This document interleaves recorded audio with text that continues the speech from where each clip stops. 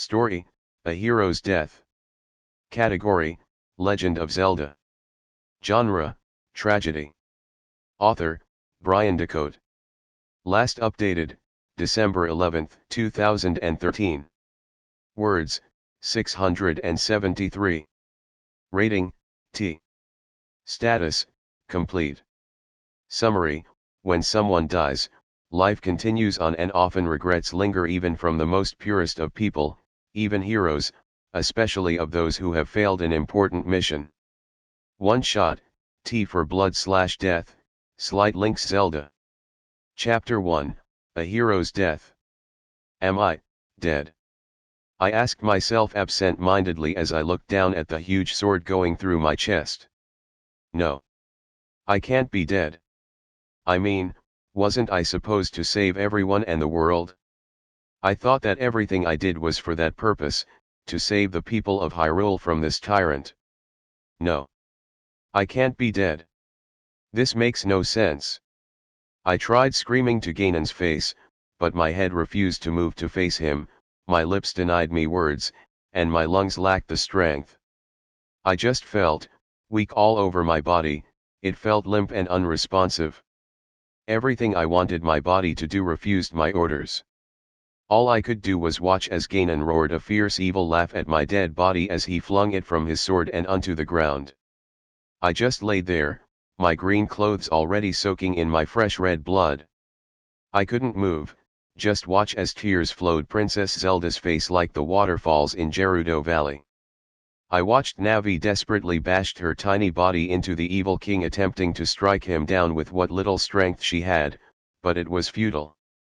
I was dead, the legendary hero of time who awoken 5 sages, brought light to this messed up future had died in the final battle to the king of evil.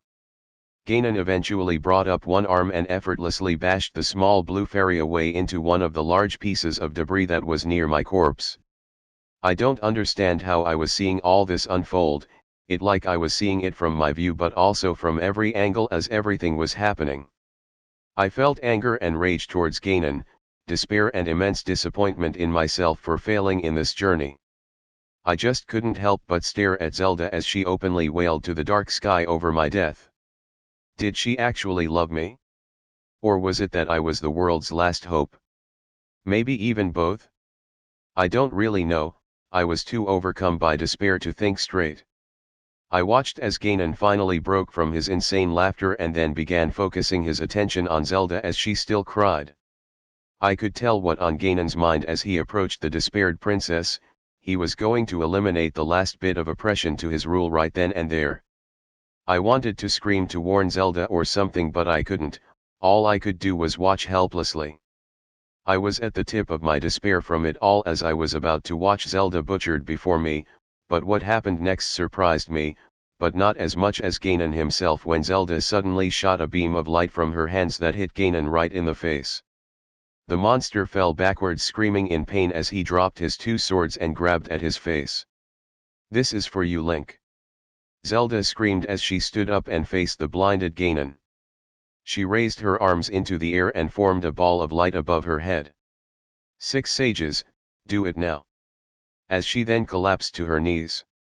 A whirlpool of golden light then formed underneath Ganon, slowly beginning to suck the king of evil in. I watched as Ganon cursed the names of the sages one by one, the goddesses themselves and lastly Zelda herself as he was engulfed in the light. The air was full of his screams and anger, yet also the sadness that came from the Princess of Hyrule. "I'm sorry for failing you, please don't let my failure be known to history," I whispered in her ear, as I attempted to place a hand on her trembling shoulder. She didn't respond to my hand as I expected but to my surprise her head immediately turned my way like she heard me, her wondering glare hung there for a moment, then slowly turned back as she continued to cry for my death.